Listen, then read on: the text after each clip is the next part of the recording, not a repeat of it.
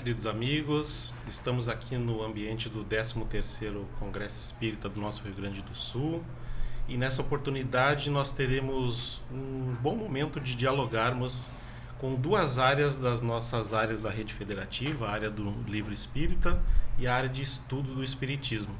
Dentro dessa ambiência do nosso 13º Congresso Espírita, nós vamos dialogar com uma proposta de reflexão sobre espiritismo para além da vida pela perspectiva das nossas duas áreas. Eu sou Virgílio, atual diretor da área de comunicação social espírita da Fergues. Sou homem com cabelo escuro, com a pele clara, estou vestindo uma camiseta alusiva ao nosso congresso. Nós temos aqui a Cleusa Chu, diretora da área do livro espírita. Cleusa. Então, boa tarde, ou bom dia, ou boa noite a todos aqueles que nos assistem, né?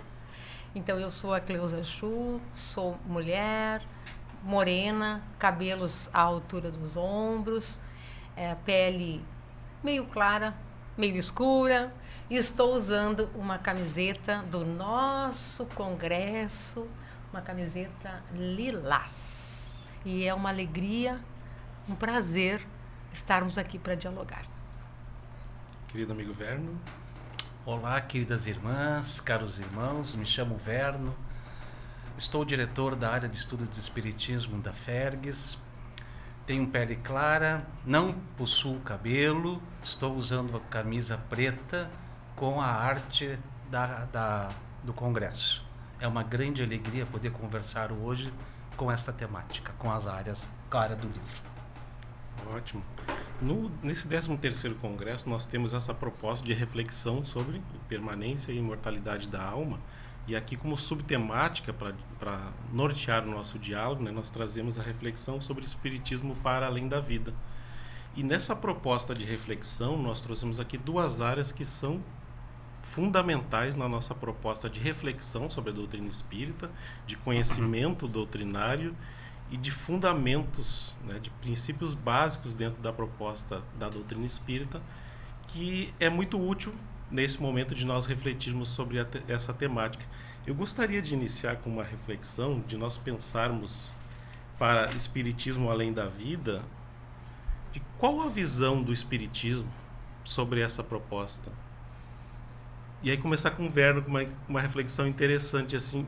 E o estudo, isso nos ajuda a pensarmos sobre esse tema? Ele nos facilita o entendimento dessa proposta espírita, Verno? Sabe, Virgílio, que dentro da doutrina espírita nós temos a fé raciocinada. É um tesouro que o codificador trouxe para nós para propor as nossas reflexões através do exercício lógico da razão. E dentro dessa temática ela se encaixa muito bem, porque traz para nós não apenas uma visão dogmática sem fundamentos lógicos, mas através de um processo construtivo de elementos da construção do conhecimento humano, aliado às orientações do mundo espiritual, que também passam pelo crivo da nossa razão humana. É evidente que a razão humana, frente à razão de Deus, ela é muito inferior. Mas ela possui, a razão divina, pontos de conexão com a lógica, com a razão. E a partir desse momento, nós temos elementos que vai nos fazendo uma trilha de conhecimentos. E essa trilha de conhecimento vai nos formando uma rede ao ponto que nós nos convencemos da existência da vida futura. Até mesmo porque, se olharmos os ensinos do Mestre Jesus, sem essa perspectiva da visão da vida futura, nós até avançamos um certo ponto do entendimento. Mas chega um momento que nós entramos numa encruzilhada e não conseguimos entender certas orientações no Sermão da Montanha, por exemplo, bem-aventurados os aflitos. Como é que Jesus podia nos dizer isso para a gente, sem a perspectiva da vida do futuro e sem a fé raciocinada? Perfeito. E nessa estrutura de nós pensarmos, né, além de pensarmos, refletirmos a respeito dessa proposta, E o estudo é um elemento essencial dentro do nosso movimento espírita, dentro dos nossos centros espíritas. Mas para a viabilização do estudo, qual é o papel do livro espírita nessa proposta, Cleusa? Então, o livro tem um papel fundamental para o estudo do espiritismo e para o nosso entendimento das verdades espirituais.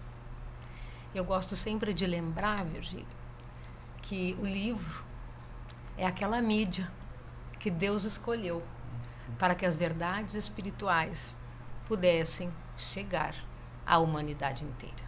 Então, eu não posso pensar estudo sem pensar no livro espírita, que é o nosso objeto, né?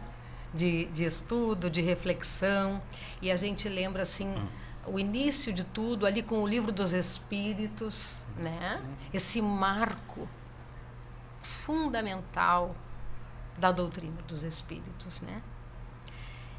E o livro ainda nesse papel que, para mim, assim como acabamos de ouvir aqui no nosso congresso com a nossa expositora, a nossa autora, Elizabeth Barbieri, o papel do livro no nosso processo educativo como espíritos imortais. Então, há essa conjunção, vamos dizer assim, né, junto ali com o estudo. Então, o estudo sem livro não é possível. E dizer-se espírita sem gostar de ler fica um pouco complicado. Não achas? É verdade.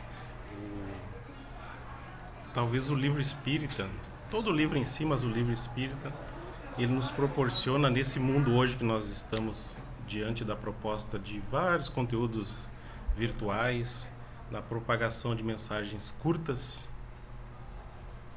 o livro espírita talvez tenha ou seja uma ferramenta de divulgação onde nós possamos veicular a mensagem com uma determinada fidelidade doutrinária mais segura, porque talvez há um tempo, né, nós pudéssemos pensar assim, é difícil a informação chegar a alguns lugares, mas hoje com essa dinamização, torna dinâmico, né, a informação, as novas ferramentas, e aí uma pergunta que cabe para as duas áreas, com as novas ferramentas virtuais, com os e-books, facilitando o acesso, e algumas obras, por exemplo, as obras básicas estão disponíveis de forma gratuita no site da nossa Federação Espírita Brasileira.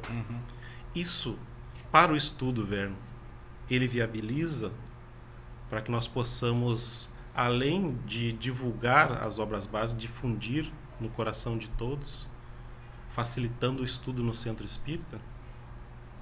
Não temos dúvida disso.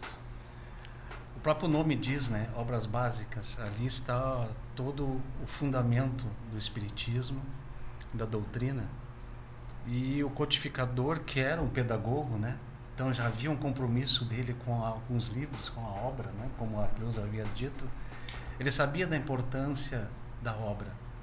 E quando essas ferramentas modernas que nós temos hoje, ao qual o espiritismo faz um diálogo muito tranquilo com relação a essas ferramentas, porque a doutrina, ela aceita o progresso, né? Ela é progressista nesse aspecto, por isso a fé raciocinada, né? Que se não fosse, estaria se contradizendo contra o seu princípio da fé raciocinada, e o codificador coloca isso nas obras básicas, né? Que o espiritismo anda passo a passo com a ciência, né? E, aliás, a ciência vem corroborar o que o espiritismo traz como informações. Então, serve também como ferramenta de confirmação daquilo que vem do mundo espiritual, né? Então, tem duas vertentes aí, duas correntes andando simultaneamente no aspecto favorável à doutrina. E quanto mais se avança essas tecnologias, mais surge para nós os desafios de como saber lidar com elas. Me parece que isso que é a grande questão, que vem a questão moral, né? A ética. Como lidar com essas ferramentas? É lógico que no momento que a gente coloca disponível gratuitamente a obra lá, solicita-se que a pessoa pega, abaixe ou use e faça um bom uso da ferramenta. É como foi dito nas palestras do nosso congresso, né? a colheita é livre, né? Quer dizer, a colheita é livre, a semeadura é livre, mas a colheita é que ocorre ali, a justiça divina, né? Quer dizer, tem que fazer um bom uso da ferramenta. Utilizar o bom senso. Ótimo. Né? Uma coisa... É o Kardec. É ser Kardec. O bom senso. Cleusa, antes de tu responder, eu quero provocar um pouquinho mais. Tá, vamos lá. Nessa mesma proposta dessa pergunta anterior, né? E o Verno levantou uma questão interessante do bom uso e da ética. Perfeito. Tá bom. Porque nós temos, como comentei, assim, obras gratuitas Sim. que facilitam os nossos estudos, mas no afã de divulgarmos a doutrina espírita, por vezes buscamos, vamos lá no Google, obra tal, colocamos ali e vem um PDF. E aí? Então, acho que vamos por etapas. Eu vejo assim, de fundamental importância, né? Tudo que nós temos hoje em novas tecnologias, em novas abordagens do espiritismo. Daí a gente inclui vídeos, lives, e-books, todo o gênero, livros grandes, livros pequenos, livros médios. E aí a gente pensa assim, tudo se encaminha, esse é o primeiro contato, para que depois nós, já trabalhadores espíritas, já com conhecimento, possamos então orientar quem nos procura e oferecer, como disse o Verno, né, o conhecimento espírita através das obras básicas, né, iniciando ali pelo que é o espiritismo. Podemos seguir aquela recomendação do Kardec, que é o espiritismo, depois o livro dos espíritos, o livro dos médiuns, e assim vai na sequência das obras. Mas também podemos oferecer uma leitura que seja um pouco mais leve, mas muito fiel doutrinariamente, que possa despertar naquele que está recebendo aquela obra o interesse, a vontade de conhecer mais, né? Bom, esse é o primeiro ponto. Então, ele pode ser um grande motivador para que eu tenha acesso ao livro. Pode ser o meu primeiro contato, né? Nunca o único contato. Aí é aquele cuidado nosso, assim, e da seleção do material. Porque nós vivemos um momento de muita informação. Muita informação. Informações, há um cuidado, entre aspas, para que a gente se encante, né? Ou com aquela obra, ou com aquele filme. E daí o cuidado que a gente tem que ter, né? De ter um filtro. A gente sempre fala assim, nós precisamos filtrar as informações, né? E ver se há conteúdo doutrinário fiel ali ou não. Isso é um ponto. Bom, agora a nossa postura diante de tudo que está aí. Em primeiro lugar, nós só vamos compartilhar aquilo que nós temos certeza que aquilo é verdadeiro. Então, o cuidado nos compartilhamentos desses materiais, porque com o WhatsApp, e aí vai Instagram, e tudo que nós temos por aí, né? Então, esse cuidado, é verdade isto, eu já confirmei, eu já fiz... a gente diz assim, eu vou pegar na obra, mas será que isso é realmente, né? Vou conferir. Porque o fulano, porque o espírito tal. Onde está escrito? Vamos lá conferir. Muito bem, isso é um ponto. Agora, também a gente vê muito assim, né? Nos nossos companheiros, especialmente em centros espíritas. Eu não posso comprar o livro. E aí vem uns assim, mas eu tenho em PDF. E aí começa o compartilhamento. E isto a gente tem que entender. Em primeiro lugar, que não é ético, porque existem direitos autorais sobre aquela obra. Segundo lugar, eu fragilizo o movimento espírita. Perfeito. Né? Porque o livro é fundamental na sustentabilidade do nosso movimento espírita, da doutrina espírita. Mas eu entendo também que esses companheiros ainda não compreendem todo esse compromisso com o livro e a importância e o papel do livro. Porque eu tenho certeza que quando a gente esclarece, as pessoas começam a pensar e realmente Não, nós precisamos fortalecer o nosso movimento espírita. E a gente tem que lembrar de Kardec, né, que Kardec já fala, né, sobre a importância do livro, e o livro como um elemento fundamental de sustentabilidade da doutrina espírita. O nosso documento orientador, né, ele traz essa expressão muito interessante, Isso né, mesmo. do elemento essencial. É essencial. Né? E pensando que ele é um elemento essencial, como nós comentávamos anteriormente, ele fundamenta a nossa base para a questão dos estudos no centro espírita, né? Mas pensando no estudo, Verna, a gente já comentaste a respeito um pouquinho dessa organização, né, do patamar do estudo, mas como que o estudo em si clareia para nós que o Espiritismo traz alguns elementos que nos esclarecem sobre essa impermanência das atividades de hoje? Qual é o ponto que ele me diz assim, há um consolo? Há alguma coisa além da vida? Dessa vida, enquanto encarnados, né, nesse momento? Como é que o Espiritismo pode nos auxiliar nesse ponto? Nós temos essa ferramenta essencial, que é o Livro Espírita, que ele nos traz essa oportunidade como ferramenta de veiculação, mas o conteúdo que está ali, como que ele nos alcança? Muito boa pergunta. No Evangelho segundo o Espiritismo, que é a terceira obra da codificação, vai nos dizer que o Espírito de verdade nos orienta. Espíritas, amai-vos, espíritas, instruí-vos.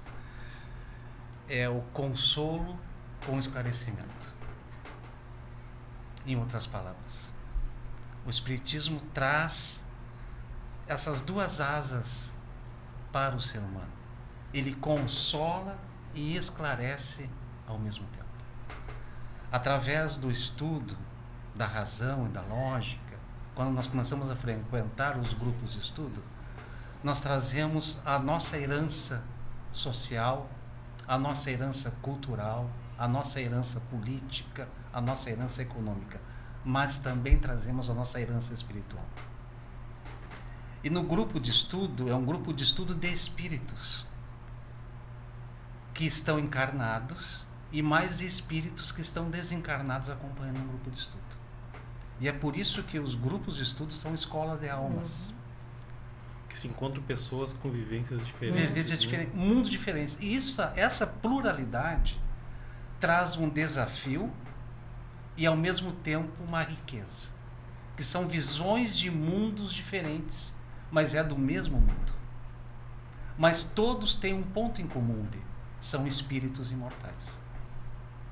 São espíritos imortais, como foi dito por Chico, né? Com saudade de Jesus. Com muita saudade de Jesus. Então, quando a gente começa a trabalhar esses aspectos, esses elementos dentro do grupo de estudo, surge a saudade do Mestre dentro de nós. Ele é o nosso companheiro.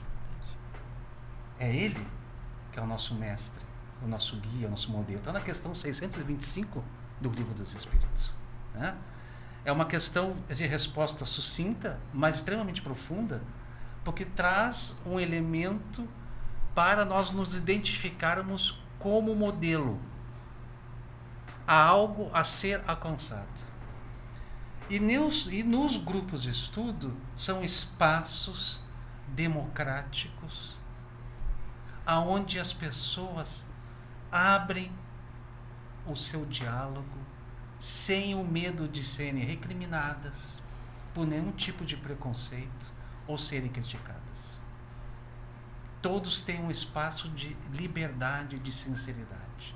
É um ambiente fraterno e amoroso, assim como Cristo fazia quando ele abria o Verbo. Se tornava um ambiente amoroso e fraterno. E as lições transitam ali. O que é que acontece? Nós podemos perguntar, até para os nossos telespectadores que estão nos ouvindo, o que vai acontecer no grupo de estudo? Nós olhamos nós como espíritos imortais e vemos, nossa, eu fazia isso aqui ontem, mas depois do grupo de estudo de hoje, eu vou começar a pensar diferente. Aí que está a impermanência. Tu começa naturalmente a refletir sobre os teus atos, porque tu começa a se ver como espírito imortal. e não como um ser de uma existência só. Traz outra visão. Né? Muda completamente a tua visão. Né? Tu começa até às vezes, ai, será que eu fiz isso de errado? Não está errado em refletir isso. Mas vamos avançar, vamos olhar para frente, vamos olhar como espírito imortal. Vamos começar a mudar daqui para frente. O que Cristo dizia quando as pessoas iam ao encontro dele, né? Vais e não erres mais. Siga o teu caminho.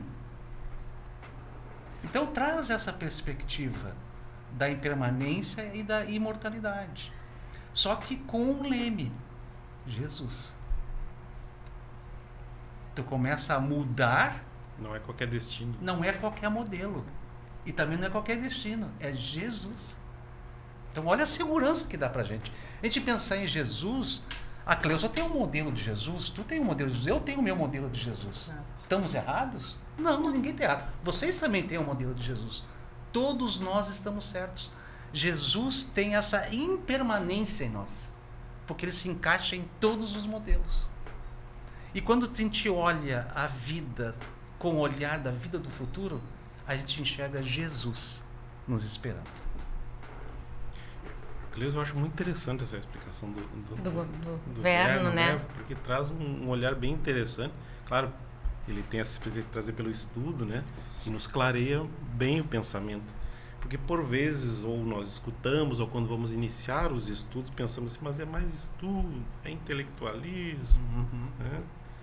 E é importante isso, porque molda, assim, abre uma visão, né? Tenho, na verdade, um amigo, né? Quando ele me conta, assim, quando iniciou nos estudos da doutrina espírita, então começa a mudar a visão dele. E ele, de origem católica, né? Frequentava a igreja católica, começou a ir para o espiritismo, e ele falava assim, Virgílio, depois que eu conheci a doutrina espírita, eu nunca mais pequei de consciência tranquila. O que ele queria expressar, assim, tá mudando a minha visão. Exato. Agora, o meu comportamento que eu tinha antes, agora a consciência começa a cobrar que mude algumas coisas do comportamento. Começa a apontar para ti, olha, tu não está seguindo o caminho certo. Verdade. E essa perspectiva também que eu achei interessante é Jesus. E aí, Cleusa, falando de Jesus e ligando com o livro espírita, eu queria que tu refletisse um pouquinho a respeito, né, trouxesse alguns esclarecimentos para nós a respeito de Jesus e os autores espíritas. Então, que porque bom, tá ótimo. Na comunicação, por vezes, nos nossos treinamentos, nós comentamos que o palestrante começa a fazer sua exposição, algumas pessoas vão chegando ao centro espírita e não são espíritas, estão chegando pela primeira vez, estão conhecendo. E aí, por vezes, nós esclarecemos assim, olha, até que a pessoa descubra que o guia e modelo é Jesus, ela tem aquela figura do palestrante que está expondo a doutrina para ela. No livro espírita, tem muito disso, que por vezes é o primeiro contato que os nossos irmãos vão ter com a doutrina espírita. E até que ele descubra que o guia e modelo é Jesus, qual o papel do autor? Nossa, o papel do autor é ser fiel aos ensinamentos de Jesus. E quando tu fala em livros, eu aqui ficava pensando, o Verno falando, e eu fiquei pensando da importância que é da leitura, tá? De obras que falem de Jesus. Porque, e aí eu vou falar um pouquinho de Amélia Rodrigues. Ótimo. Porque aí, assim, eu me utilizo, né, da literatura da Amélia Rodrigues, né, especialmente aquela série magnífica que fala de Jesus, que são 10 obras, né? E ali tu mergulha, olha a questão do livro, né?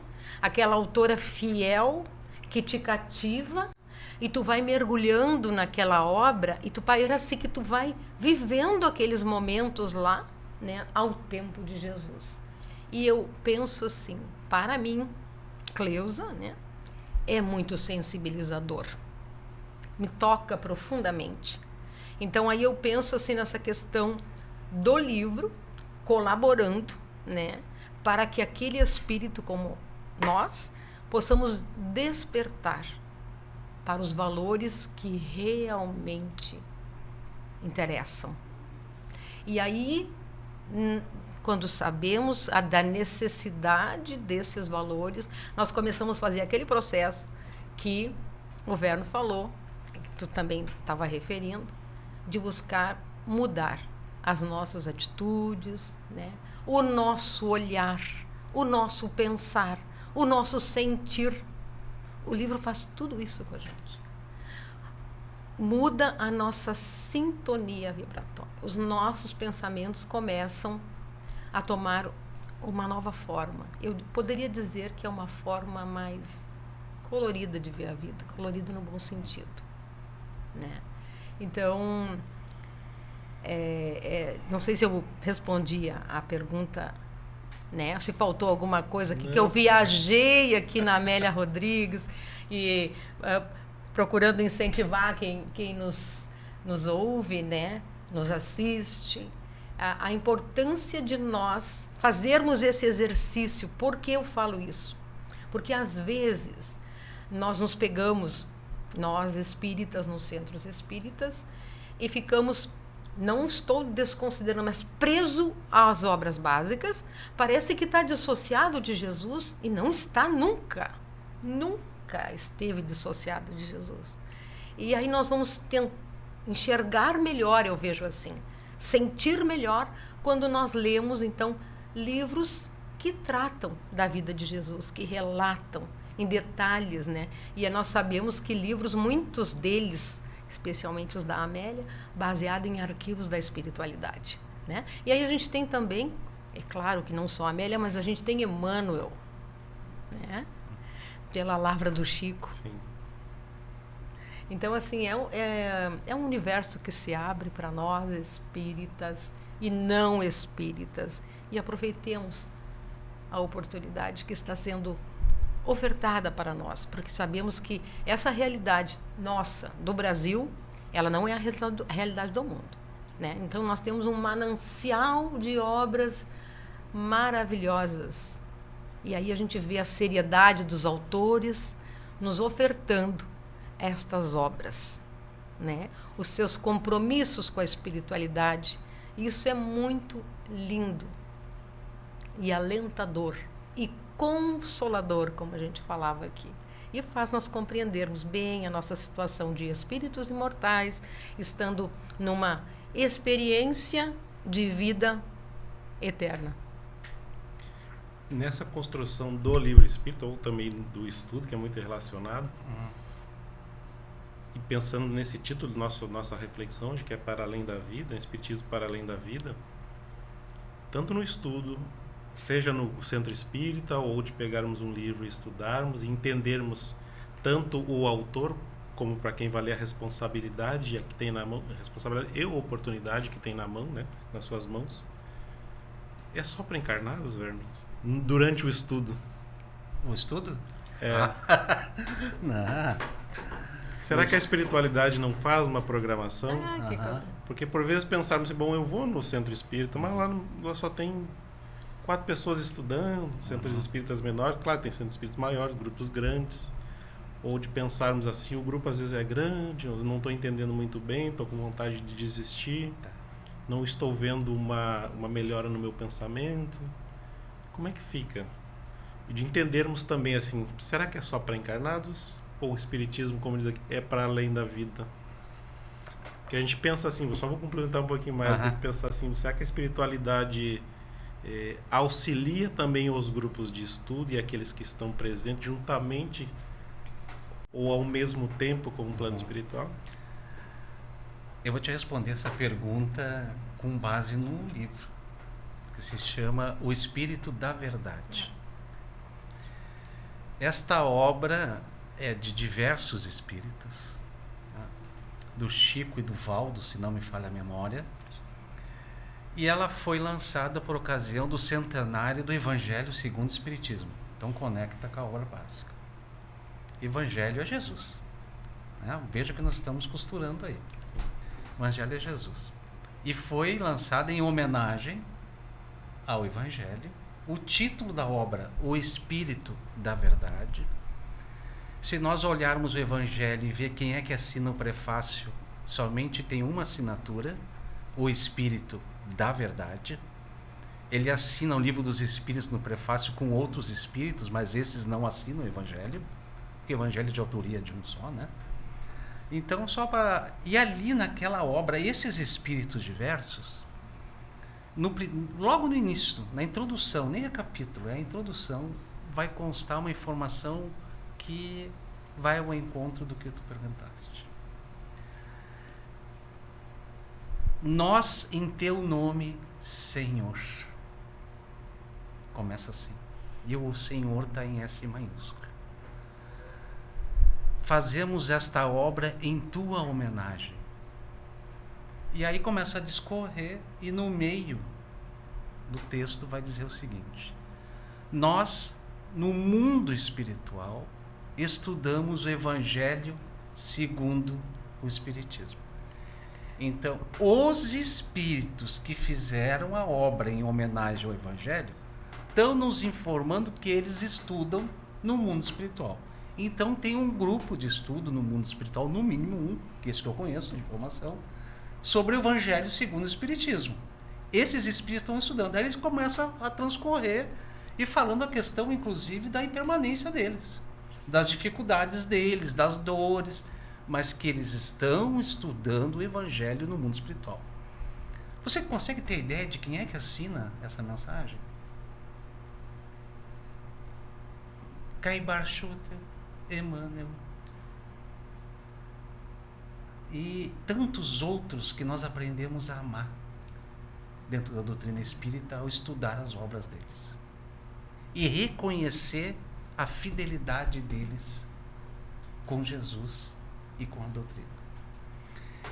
Então, assim, num ponto de inveja, eu queria ser a mosca para acompanhar aquele grupo de estudo, só para ouvir o debate deles. Então, eles estão lá no mundo espiritual estudando lá o Evangelho segundo o Espiritismo. E é por evidente que, num exercício racional, eles também nos apoiam nos estudos, aqui, nós encarnados. Então, quando a gente está num grupo de estudo, voltando que nós falamos sobre escola de almas, é nós e os espíritos. Eu acho maravilhosa essa reflexão do Verno, que por vezes nós nos paramos e vamos dizer, eu estudar? Por que estudar? E se essas almas nobres estudam até hoje, podemos trazer essa reflexão a todos nós, né, no nosso centro espírita, individualmente, e aí uma reflexão de pensarmos, aquilo que comentou anteriormente, às vezes os estudos que nós queremos iniciar, e de pensarmos assim num sentido bom. Por onde eu inicio? Qual o livro que eu inicio no estudo? Não, vamos começar por alguma coisa leve. Será que esse é o caminho, Cleusa? De pegarmos para iniciarmos uma leitura que às vezes vai nos convidar a um estudo aprofundado lá no Centro Espírita? Que obras seriam interessantes ou ideais para que nós possamos despertar não só meramente o intelectual, mas tocar ao coração? Bom, eu tenho comigo Verno e Virgílio. A obra que me despertou, né, a mim, a primeira obra que eu li foi o Evangelho segundo o Espiritismo. Por quê? Porque ela é uma obra que parece ser muito fácil de compreensão, mas com o tempo a gente vai lendo, vai passando os anos, vai estudando e vai vendo que ela é extremamente profunda. Porém, ela é muito consoladora. Muito consoladora, né? E eu sempre vejo assim que no Evangelho está nas entrelinhas muitas coisas que só com o tempo a gente vai entender. E eu vejo assim, eu sempre digo, né? Isso eu aplico na minha vida pessoal e às vezes quando eu tenho a oportunidade de falar com alguém. Às vezes eu digo, não se percam em discussões inúteis, né? Ficamos às vezes discutindo problemas sociais, econômicos, políticos, quando o Evangelho dá a resposta. O mundo só será melhor quando nós tivermos Jesus no coração e vivendo os ensinamentos de Jesus. E aí dentro dessa proposta que eu falo de leitura leve, muitas vezes, né, num atendimento fraterno, por exemplo, né, a gente sempre oferece, quando possível, o Evangelho. E eu sempre remeto assim, porque quando nós atendemos no fraterno, sempre é um coração sofrido. Sempre é um coração que está apertadinho. Ali é a hora do consolo, né? Exato. É a hora do consolo. É a hora do consolo. É o bom senso, né? É, exatamente. Aí o que a gente vai recomendar? Vamos ler o capítulo 28. Eu digo, vamos ler o capítulo 28, né? Ali temos preces. Por quê? A gente fala, e aí quando tu falavas na questão do grupo de estudos, a gente diz assim, quando nós oramos, quando nós fazemos uma boa leitura, quais serão os espíritos que se aproximam de nós? Então, também, essa questão do papel da leitura nas companhias espirituais que eu tenho. Né? Então, e essa questão de o livro, e outra questão bem importante também na escolha de obras, é que quando a gente vai conversar com uma pessoa, a gente perguntar, mas qual é o teu interesse? O que tu já conhece? Para entender um pouquinho. Para entender o perfil dela, né? O perfil dela. Aí a necessidade da ganhamento. Exatamente. Então, é o diálogo sempre, né? Eu não posso, às vezes a gente diz, nossa, quer converter o fulano? Não precisa nada disso. Né? Não é por aí o caminho, que ninguém converte ninguém. Exato. É apresentar que no momento oportuno exatamente. A espiritualidade ajuda a despertar. Com certeza. A espiritualidade está ali pronta, sempre nos intuindo e nos inspirando. Sabe, Virgílio, nessa questão aí que a Cleusa falou, é aquilo que Jesus dizia, o que tu queres que eu te faça? Verdade. Exatamente isso. Sempre que a pessoa chegava, o que tu queres que eu te faça? Aí, dependendo da resposta que a pessoa dava, ele fazia um encaminhamento. Exatamente. Ótimo. É a mesma postura que a gente tem que ter. Perfeito. Me parece, né? Meus amigos, a conversa é muito boa. Né? Falarmos de estudo de livro espírita, o assunto não acaba, né? Infelizmente, nós temos um tempo limitado, né, para a gravação do nosso podcast aqui durante o 13º Congresso Espírita. Mas, acessando a página da nossa federativa, é possível conhecer um pouquinho mais da área do livro e também da área do estudo do Espiritismo. Exato. Então, queridos amigos que vão assistir esse podcast mais tarde, né, pela nossa Fergus Play, que possam, dentro do que foi proposto nessas reflexões, buscar um conhecimento, as áreas doutrinárias da nossa federativa ficam à disposição. Então, agradecemos a presença aqui da Cleusa, do Verno, por esse momento de reflexão e agradecemos os amigos em casa. Um grande abraço a todos. Abraço. Tchau.